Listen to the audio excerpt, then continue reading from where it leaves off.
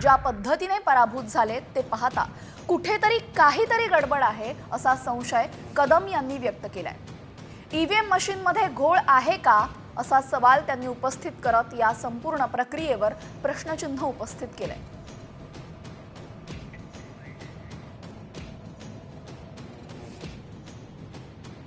पुरोगामी आणि कम्युनिस्टवादी विचाराच्या पक्षांनी चळवळ उभी केली होती, ईव्हीएम हटाव देश बचाव। आणि हा विचार कधी कधी सारखा मनाला खतखत करतो की खरोखरच काहीतरी गोंधळ आहे का, काही खोळ आहे का। कारण जी माणसं या ठिकाणी आज म्हणजे काही महाराष्ट्रातले असे धक्कादायक निकाल लागलेले, जिथं लोकसभेमध्ये प्रचंड मताधिक्य त्या विधानसभेमध्ये महाविकास आघाडीला होतं, जिथं त्या नेत्यांचं प्रचंड मोठं काम त्या विधानसभेत चांगलं आहे, त्यांची कार्यकर्त्यांची फळी आहे किंवा संस्थात्मक फळी आहे, आणि अशा ठिकाणी सुद्धा जर दुर्दैवाने काही पराभवाला सामोरं जावं लागत असेल, कुठेतरी काहीतरी गडबड आहे।